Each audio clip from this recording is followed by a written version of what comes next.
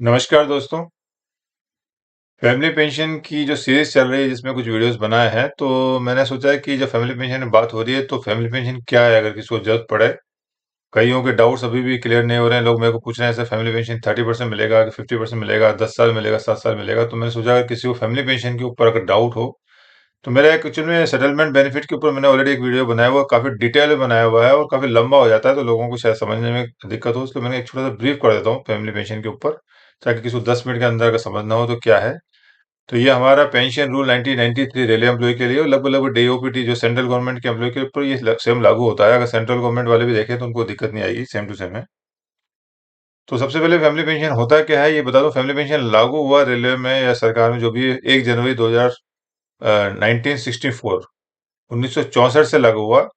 This is a social security benefit paid monthly to surviving widow, widower, and or minor child parents wholly dependent on a railway servant in the case of death of the employee, irrespective of whether death occurs during service or retire after retirement. ये एक सामाजिक सुरक्षा लाभ है जो कर्मचारी की मृत्यु के मामले में रेलवे कर्मचारी पर पूरी तरह निर्भर जीवित विधवा, विधुर या नाबालिग बच्चे माता पिता को मासिक रूप से भुगतान किया जाता है, भले ही मृत्यु सेवा के दौरान हुई हो इस सेवानिवृत्ति में। मतलब कोई भी एक सोशल सिक्योरिटी है, कोई भी कर्मचारी है वो एक सरकारी नौकरी कर रहा है। तो जनरली लोग सरकारी नौकरी पसंद करते हैं। आपकी कोई बच्ची है या बेटी है, आप चाहोगे सरकारी नौकरी वाले को मिले, ताकि एक सिक्योरिटी रहती है कि अच्छा अनफॉर्चुनेटली कुछ हो जाए। हालांकि अभी तो एनपीएस आ गया, लेकिन ये पुरानी मैं बात कर रहा हूँ जब 1993 पेंशन रूल लागू था, तब लोग सोचते थे कि एक सरकारी नौकरी के बाद अनफॉर्चुनेटली कोई घटना भी घट जाती है तो एक सोशल सिक्योरिटी पेंशन वगैरह मिलता है। तो ये एक सिक्योरिटी दिया है सरकार ने, जो मंथली मिलता है, और वो मिलता है विडोवर है या बच्चे हैं या पेरेंट्स भी है, डिपेंडेंट है रेलवे एम्प्लॉय के ऊपर, उन सबको मिलता है। और यह अगर जो रेलवे एम्प्लॉय है या गवर्नमेंट एम्प्लॉय है वो वाइल इन सर्विस यानी रिटायरमेंट से पहले डेथ होता है तो भी मिलता है, और रिटायरमेंट के बाद अगर एज ए पेंशनर काम कर रहा हो, पेंशनर मर गया तो भी जो भी ये सभी लोग हैं, widower, minor children, major children और पेरेंट्स हैं, उनको अगर डिपेंडेंट है उनके ऊपर तो मिलता है। ये एक सोशल सिक्योरिटी है। This is also payable to families of removed dismissed employee if sanctioned in the form of compulsory allowance at the time of death। अब कुछ ऐसे मामले होते हैं रेलवे में या सरकारी कर्मचारी के मामले जो डीआर के तहत रिमूव डिसमिस हो जाते हैं, उनको भी अगर उनकी मिनिमम 10 साल की सर्विस हो, क्योंकि पेंशन के लिए जो मिनिमम क्वालिफाइंग सर्विस होती है वो 10 साल है। तो अगर मैं फैमिली पेंशन की बात नहीं कर रहा हूँ, एक कंपल्सरी अलाउंस की बात कर रहा हूँ। कंपल्सरी अलाउंस उन्हीं कर्मचारी को मिलता है जो रेलवे में डीआर के तहत, डिसिप्लिन अपील रूल के तहत रिमूव या डिसमिस हो गए हैं। तो उसके लिए मिनिमम अगर 10 साल की सर्विस की है तो डिसिप्लिन अथॉरिटी चाहे तो उनको कंपल्सरी अलाउंस सैंक्शन कर सकता है। और अगर सैंक्शन किया है और वो कंपल्सरी अलाउंस ले रहे हैं, और कंपल्सरी अलाउंस भी पेंशन का ही एक फॉर्म है, एक तरह का पेंशन ही है वो, उसका नाम कंपोजिशन अलाउंस रखा है। उसमें भी मिनिमम वही रूल है हमारा, 9,000 रुपये मिनिमम मिलता है, 9,000 प्लस जो भी डीएनएस रिलीफ है वो मिलता है उसमें। तो अगर कोई एम्प्लॉय जो है वो रिमूव डिसमिस के बाद कंपोजिशन अलाउंस ले रहा है और उसकी डेथ हो जाती है, तो उसको वाइफ को भी फैमिली पेंशन मिलता है। ये नियम बता रहा है, वो मिनिमम उसको भी 9,000 मिलेगा। कैलकुलेशन की बात आ रही है तो कैलकुलेशन किस तरह होता है। तो the amount of family pension is calculate at the rate 30% of pay subject to minimum of 9,000 plus DNS relief admissible from time to time. कोई भी कर्मचारी है उसका जो भी बेसिक है, जो पेंशन रूल 1993 में गवर्न होता है, एनपीएस वालों के लिए नहीं, मैं क्लियर कर दूं, तो उसका 30% को फैमिली पेंशन कहा जाता है, और जो नॉर्मल पेंशन होता है वो 50% होता है। यानी किसी का 1 लाख रुपए बेसिक है, तो अगर कर्मचारी रिटायर हो गया है तो उसका 50% 50,000 उसको जो है पेंशन मिलेगा। और अगर उसकी डेथ हो जाती है तो उसकी वाइफ को जो है 30% जो अमाउंट है यानी 30,000 रुपये वो एज ए फैमिली पेंशन मिलेगा। तो मैं एक बार दोबारा रिपीट कर दूं, जो फैमिली पेंशन होता है उसका जो रेट होता है वो 30% ऑफ द लास्ट पे, जो भी उसका लास्ट पे था। अगर 50,000 है तो 50,000 का 30% जो हो जाएगा वो हो जाएगा 15,000 रुपये। और अगर 1 लाख है तो 30,000, और जितना भी हो आप उसको मल्टीप्लाई कर लीजिए 30% के हिसाब से, तो 30% निकल जाएगा।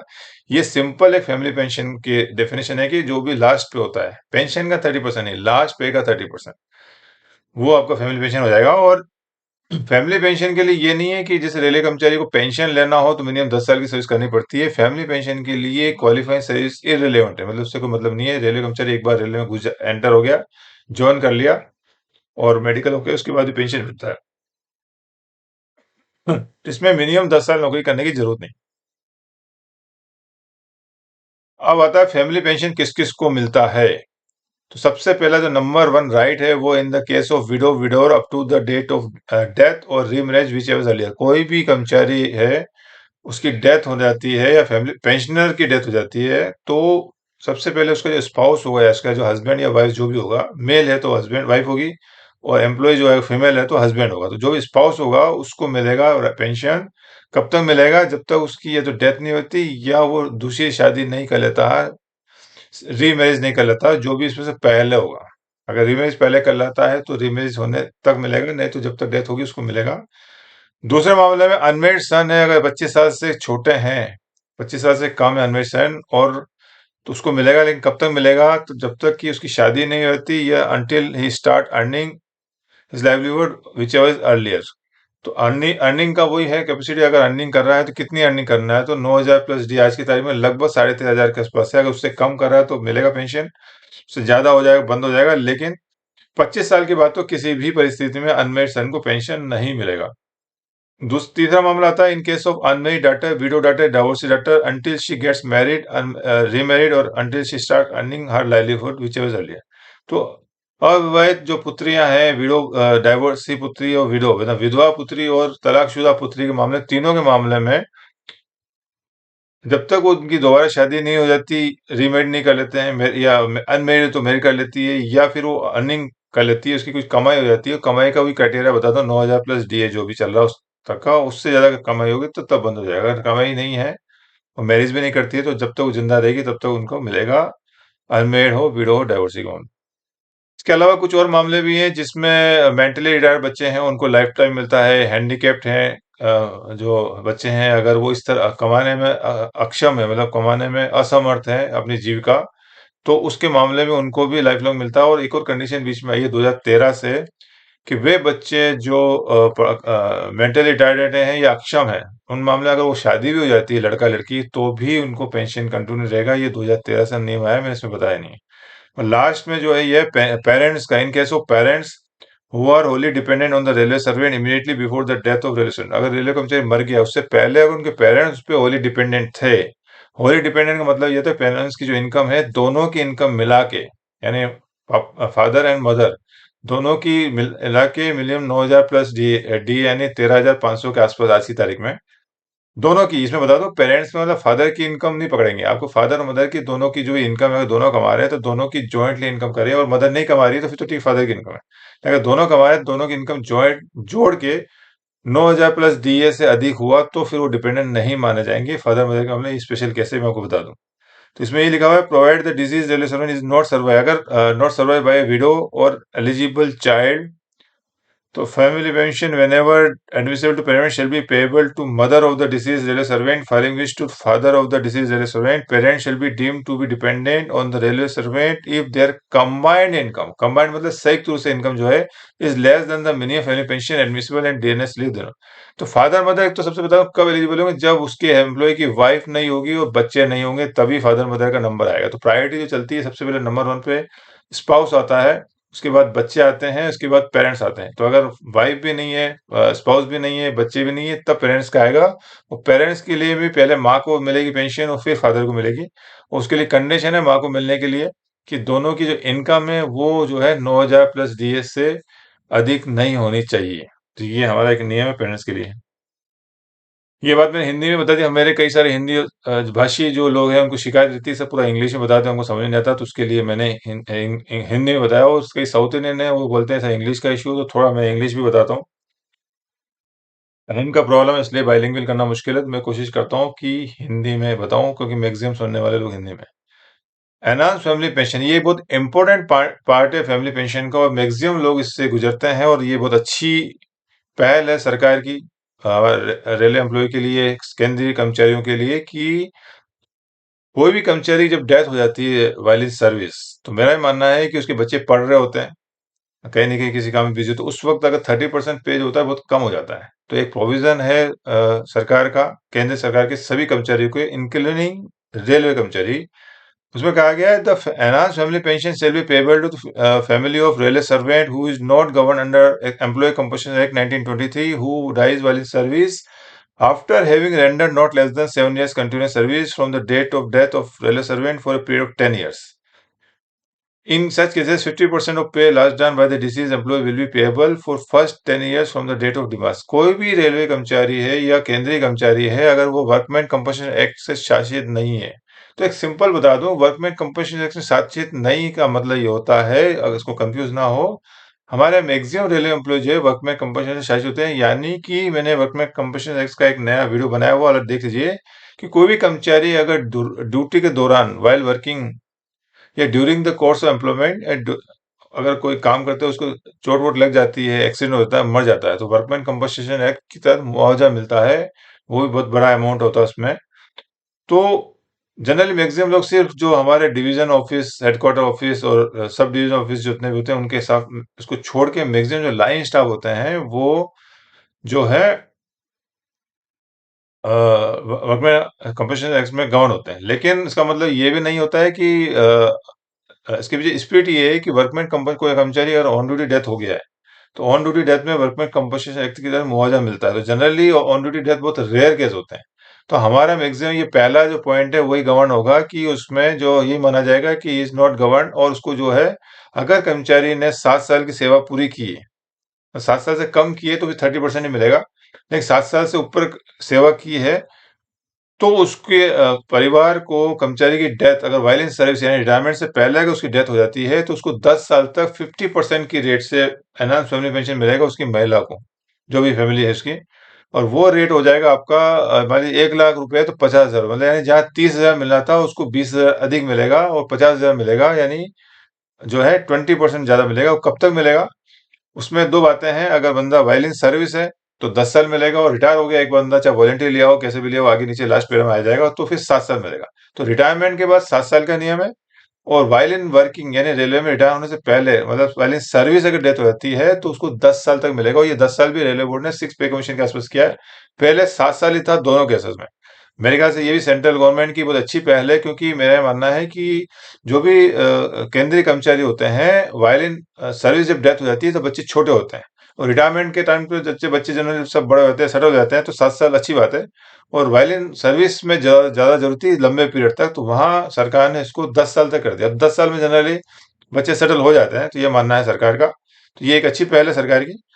तो मैं दोबारा रिपीट कर दूं, कोई भी कर्मचारी है, कोई 7 साल की सर्विस हो गई है, उसकी वायलिन सर्विस यानी सेवा में रहते हुए डेथ हो जाती है, तो उसकी जो पत्नी है, फैमिली है, उसको 10 साल तक एनहांस रेट मिलता है पेंशन का, जो कि लास्ट बेसिक जो भी लास्ट पे था उसका उसका 50% होता है। ये मैं बता दूं। दूसरे केस में employ who are govern under employees compensation act who dies while in service after having rendered not less than 7 years continuous service, the rate of family pension payable to the family shall be equal to 50% of the last done or 1.5 times of the family pension which is। तो इसमें कहा गया है जो govern नहीं है उसका तो 7 साल है, जो गवर्न है, गवर्न का मतलब अगर ऑलरेडी डेथ हुई है और पैसा वैसे लिया है, मुआवजा लिया है, तो उसका थोड़ा पेंशन जो होगा लास्ट पे का 50% या 1.5 टाइम्स, जो भी कम होगा, यानी कम जनरली 1.5 टाइम्स होता है, 45% होता है। और 7 साल की सर्विस इसमें भी है। तो एनहांस फैमिली पेंशन के लिए मैं कंडीशन बता दूं, मिनिमम 7 साल की सर्विस करेगा तभी उसको एनहांस फैमिली पेंशन यानी लास्ट पे का 50% का उसको फायदा मिलेगा, अदरवाइज नहीं मिलेगा। तो अभी तो हमारे चूंकि स्कीम लागू हुए काफी टाइम हो गया, तो लगभग सबका 7 साल जनरली हो गया होगा अभी, क्योंकि 2004 में स्कीम बंद हो गई है, तो 2004 से अभी तक लगभग लगभग सभी का 7 साल हो गया होगा। तो अभी किसी की इस तरह की डेथ होती है तो जनरली फैमिली को एनहांस फैमिली पेंशन जरूर मिलेगा। लास्ट पॉइंट है इसमें, इन case of सुपरनेशन, voluntary retirement, medical and fit, compulsory retirement, जितने प्रकार के रिटायरमेंट होते हैं, अगर उसमें कर्मचारी एक बार रिटायरमेंट ले लेता है, तो उसके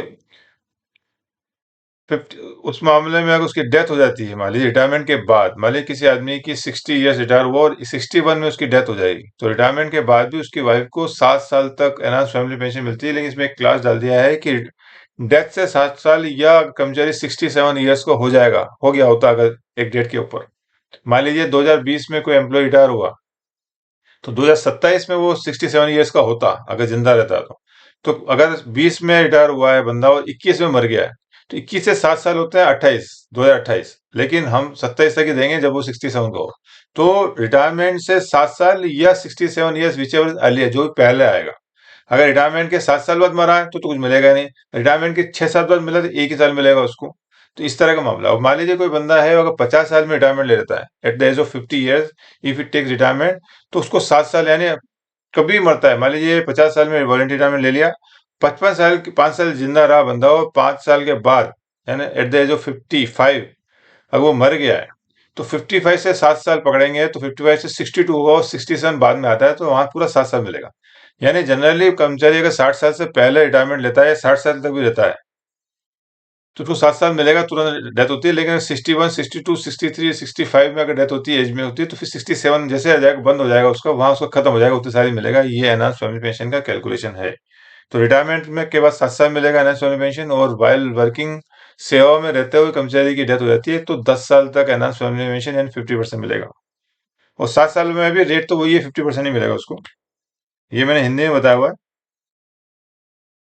और मिसिंग केस में भी अगर किसी को डाउट हो तो बता दूं, कोई कर्मचारी इंक्लूडिंग पेंशनर भी है, अगर वो भी मिसिंग है या फैमिली पेंशन मिसिंग है, तो इन तीनों मामले में जो है, अगर मिसिंग है तो भी उनके बाद नेक्स्ट जो भी एलिजिबल होगा उसको पेंशन मिलेगा, फैमिली पेंशन मिलेगा। लेकिन उसकी कंडीशन ये है कि आपको एफआईआर लॉन्च करनी है, और एफआईआर लॉन्च करने के 6 महीने बाद मिलेगा।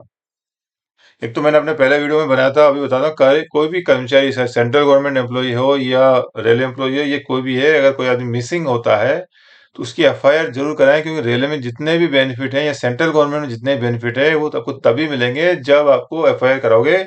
इवन आप अपने इंश्योरेंस भी करा रखा है तो भी आपको पैसा जब तक एफआईआर लॉन्च नहीं कराओगे नहीं मिलेगा। एफआईआर लॉन्च कराने के बाद ही 7 साल बाद जो नियम है उसको मरा हुआ माना जाता है कर्मचारी को। तो अब लोगों से सभी से को सजेशन है, निवेदन है कि अगर कोई कर्मचारी मिसिंग होता है तो उसकी एफआईआर रिपोर्ट जरूर कराएं, उसको अपने पास रखें। ये हमारा है। उसके बाद एक और प्रोविजन है, कोई भी फैमिली पेंशनर जो है अगर 80 साल का होता है तो सरकार की तरफ से एक बोनस मिलता है।